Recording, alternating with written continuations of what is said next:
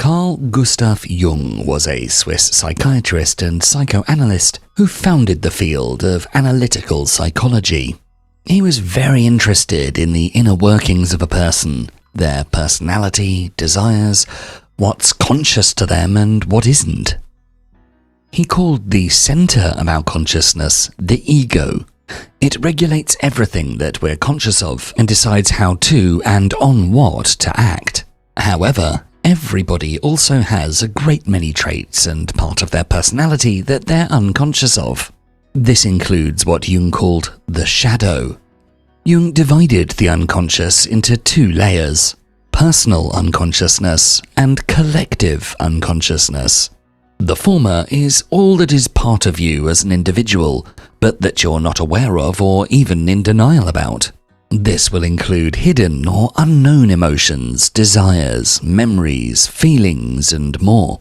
The collective unconscious encompasses those unconscious feelings, thoughts, and instincts that all people as a group have or have had in the past. They are the things universally inherited by humans. Jung believed all human beings share certain traits or affinities, and they can be described as archetypes. Archetypes have been a part of our collective history since long before Jung, and commonly found in mythology, fairy tales, or religious stories.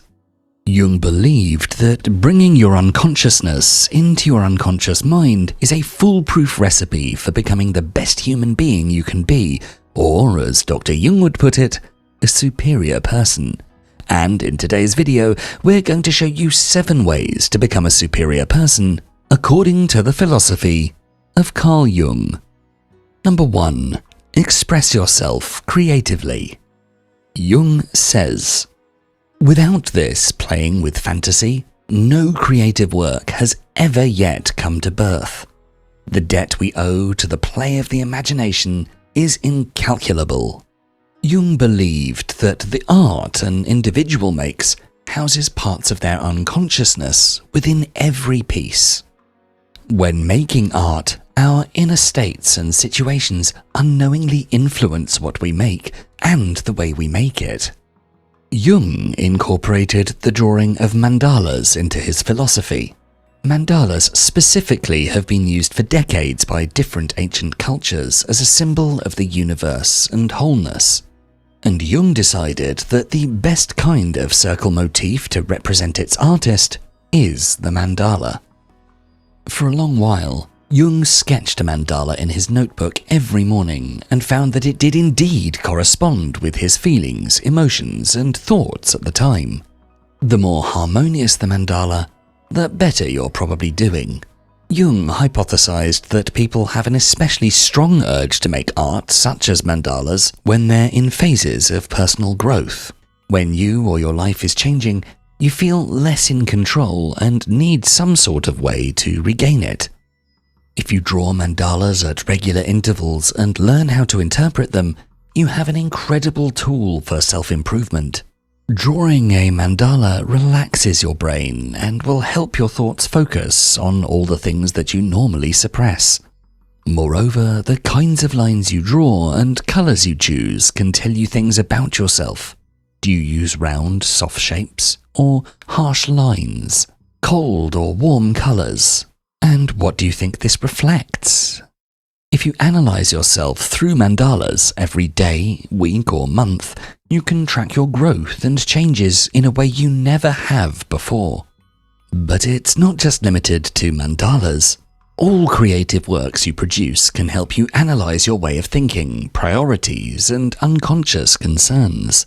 All these insights can then help you get to know and improve yourself, and, therefore, become a superior person. Number 2. Be conscious of your performances. According to Jung, the persona is a complicated system of relations between individual consciousness and society. Fittingly enough, a kind of mask designed on the one hand to make a definite impression upon others, and on the other, to conceal the true nature of the individual. One of the biggest things that holds you back from being the superior person in a room is the fact that you probably overly adjust to the other people in it. Knowingly or not, most people present a fake version of themselves in some way or another whenever they're in social situations. For example, they laugh at unfunny jokes, agree with statements they don't actually support, or lie about their own well-being for the comfort of others. It's almost a performance, like you're wearing a mask over your actual self, and Carl Jung called this mask the persona. Your persona is how you present yourself in order for people to perceive you in the way you want them to. You might want to seem kind and easygoing, and thus you agree with everything and give compliments that you don't mean.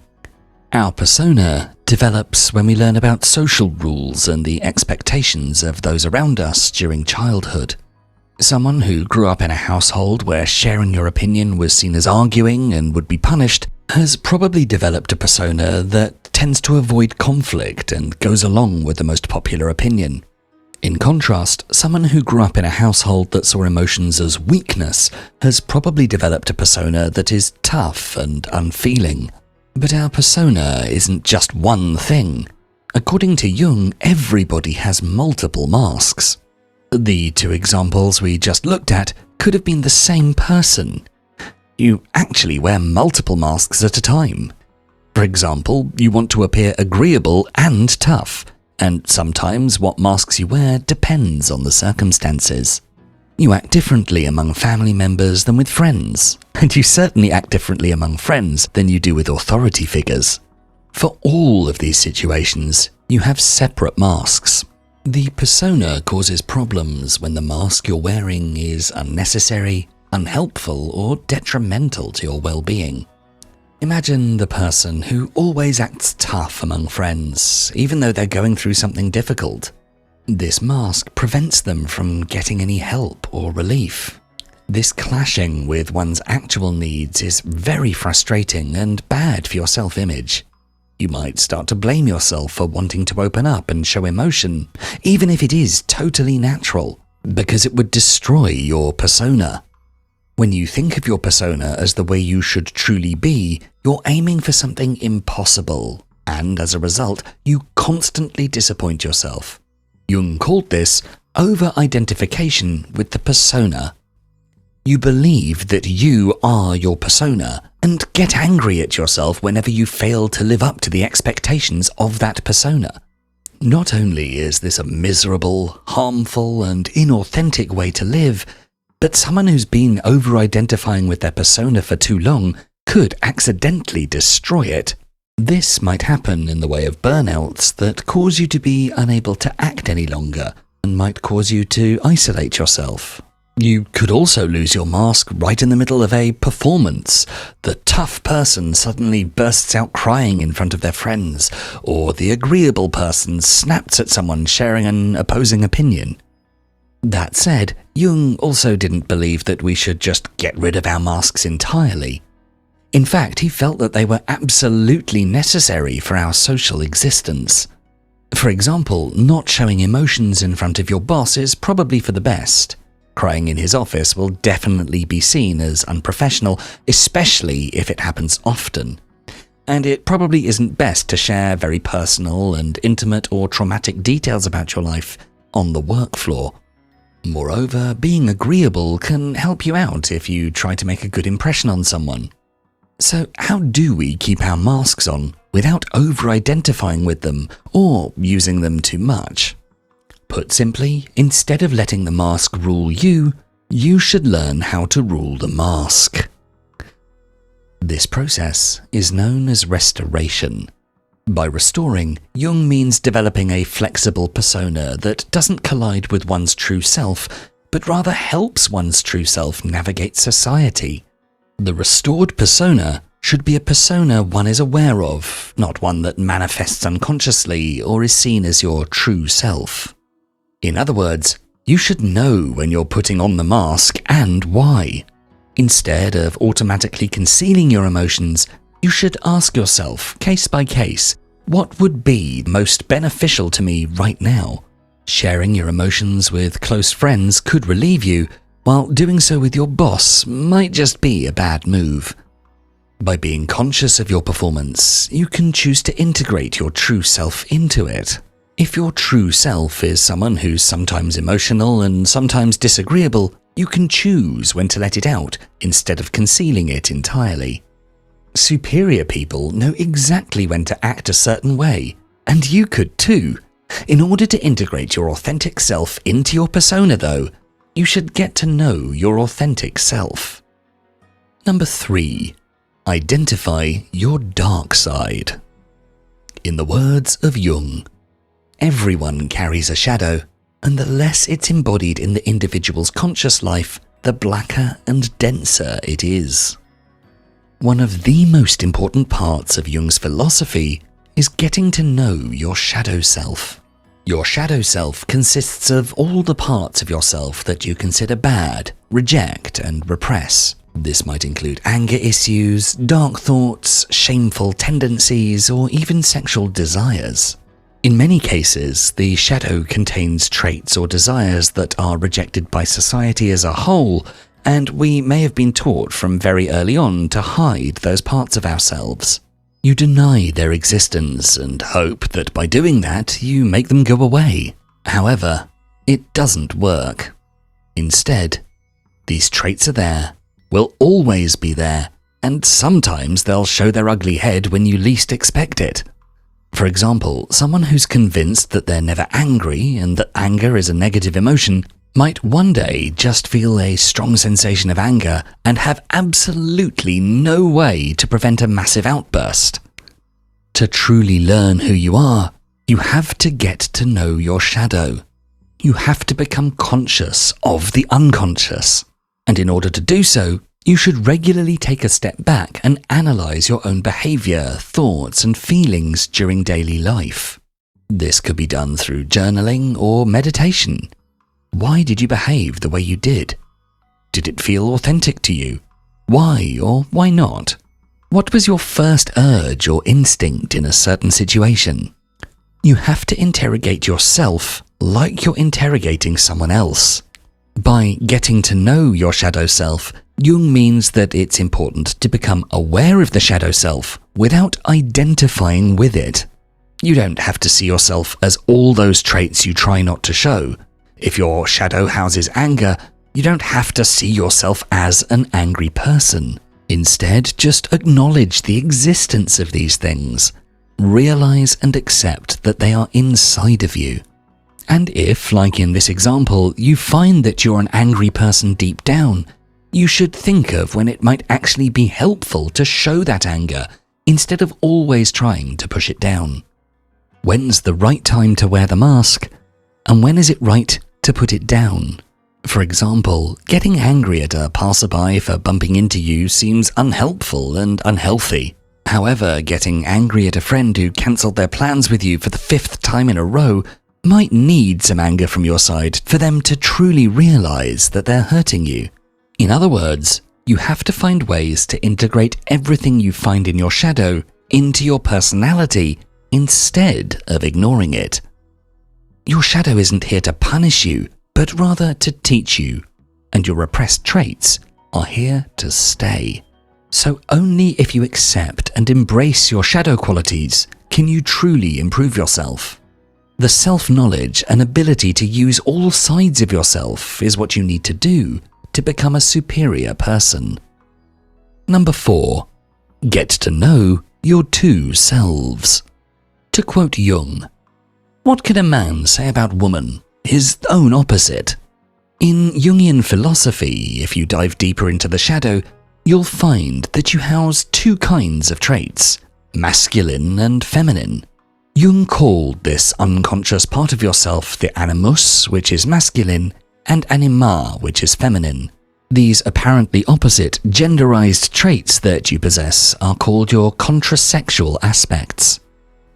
Jung believed that if you're a woman, you most likely have a personal masculine psyche or animus within you, and if you're a man, you most likely have an inner personal feminine psyche or anima.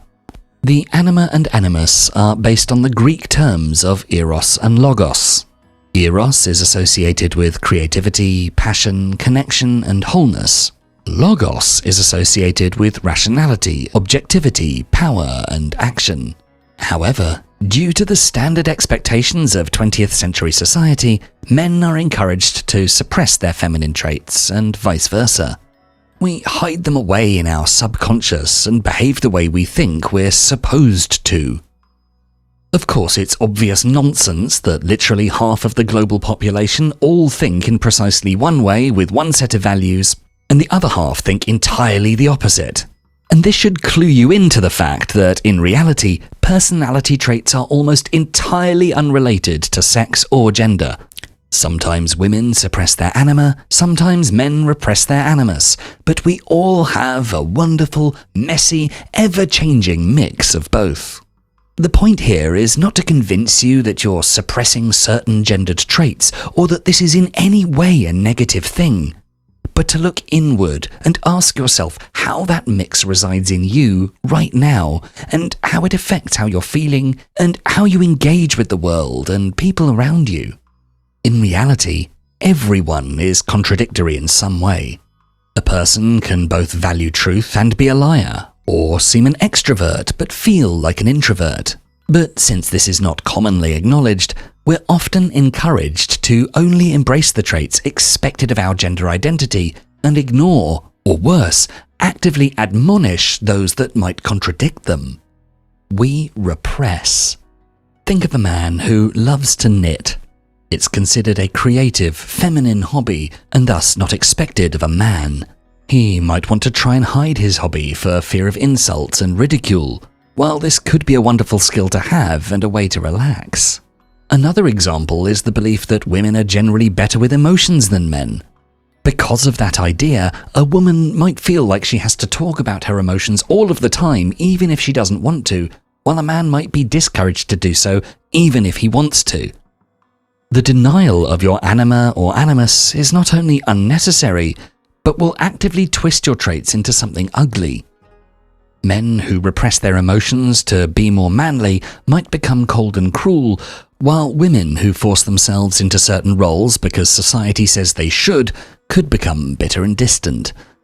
Thus, it's important to learn how to recognize and accept your anima and animus.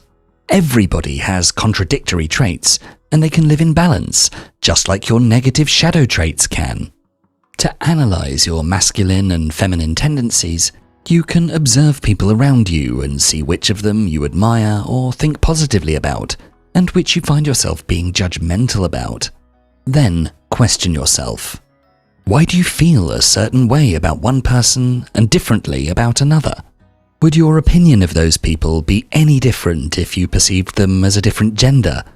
What feelings do you usually have when an individual's behavior doesn't align with societal gender norms? Does this affect you? And if so, how? And why?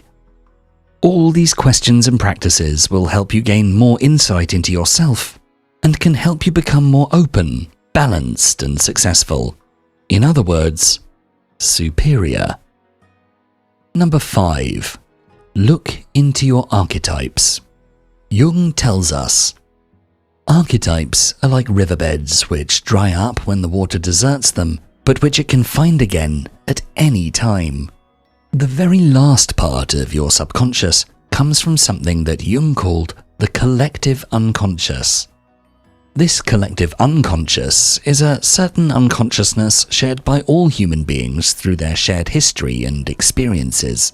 Through our ancestors, we inherit certain traits from birth, and that is the reason for all similarities between people across time, cultures, and space. They are the natural tendencies of the human mind to see the world around you in a certain way and behave in a certain way.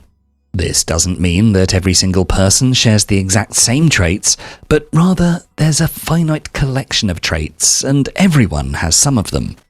Some examples of archetypes that Jung describes are the hero. The hero is a brave fighter who thinks that if they work hard enough, they can achieve anything. They're pretty stubborn and believe in themselves a lot, maybe even too much sometimes. The caregiver. This archetype prioritizes others over themselves, often putting the needs of others before their own. they tend to say yes instinctively, guided by their caring nature. The trickster. The trickster is a playful character who seeks enjoyment and fun above all else. Even when facing challenges, they're inclined to use humour, negotiation, and mischief to navigate their way through the situation. Doing research on the Jungian archetypes and trying to determine which ones you see in yourself the most can tell you a lot about your subconscious. When you start to think about what archetypes you identify with, you'll get to know yourself in an entirely new way. It can also help with shadow work, determining the anima and animus, and your persona, because every archetype carries positive and negative traits. For example, imagine someone who's part of the caregiver archetype. Their positive traits consist of their kindness and helpful nature, which results in lots of loyal friends and a good reputation. However, they might take care of others to the point of neglecting themselves, or even grow bitter thanks to their own insatiable urge to ignore their own needs. When you get to know what archetypes you identify with, you'll get to know some of your strong and weak points, and will know better how to balance them out. Number 6. Explore yourself. Jung once wrote, "The privilege of a lifetime is to become who you truly are." Another part of our inner workings is what Jung called the self. If you imagine yourself as a circle or mandala as Jung loved to use, the middle of the mandala is the ego, which is the conscious part of you, and around it is the self. The self can be represented by a whole mandala. It contains every single nook and cranny of your mind, the conscious, unconscious, and everything in between. As the center, the ego is only a small part of the self. There is also the shadow, anima, animus, persona, and so much more in you. The self generally contains lots of opposites. You're both an angry and calm person, part introvert and part extrovert, sometimes stressed and other times relaxed. When the self is in balance, all the parts of you get their chance to shine when it's most helpful. It contains everything we are, everything we once were, and everything we can be. The self is something so vast that it can be explored throughout your whole life, and you will always find something new. Your search for yourself is never over. Continuously exploring the self is the key to individuality, as well as confidence in yourself and your own decisions. This is because your goal should be to make the ego, your consciousness, as big as possible, to know as much about yourself as you can. The self is a sign that we should always continue to challenge ourselves and ask ourselves questions, and the actions we take should be part of that too. When you have an important decision to make, it's the self, the entirety of you, that you should explore. You have to look inwards, not outwards. As Jung said, "Who looks outside dreams. Who looks inside awakes." You can only live the very best life and become superior as a person if you always try to keep exploring yourself. By doing so, we can truly get to know and improve ourselves throughout our entire lives. This ends with us being finally free to explore who we truly are as individuals, to find balance, and to become anything we want to be. When you freely explore the self, only then can you become who you truly are. Number 7. Find your meaning. In our final quote from Carl Jung for this video, he says, "The sole purpose of human existence is to kindle a light in the darkness of mere being." According to Jung, one of the biggest reasons for unhappiness and the inability to feel better as a person is when you don't have anything to believe in. Without religion, spirituality, science, or philosophy, our lives don't only seem boring, but also very arbitrarily unfair. Or in other words, hopeless. We need to have certain beliefs to find meaning in our lives. According to Jung, meaning will grant you purpose. If your life has meaning, you know what you're living for. So there must be some form of religion, spirituality, a philosophical maxim, scientific principle, or something else that you truly believe in. So, look inwards and think to yourself, what do I believe in? What spiritual or religious beliefs? What moral principles? What values? How do I act on a daily basis? What do I expect from others? You could journal about these questions or meditate on them. Finding what you believe in gives you the power to use it even more and consciously transform it into the most effective version it can be. It helps you to both motivate yourself and see more in life. But don't worry, none of this means that you have to become religious or a philosopher. It just means that you shouldn't view life as meaningless. Find a goal to work towards or ideals to adhere to. All superior people in the world consciously know what they live by and why. It's their way of taking control. And it's what makes them so superior. If you enjoyed this video, please make sure to check out our full Philosophies for Life playlist, and for more videos to help you find success and happiness using beautiful philosophical wisdom, don't forget to subscribe. Thanks so much for watching.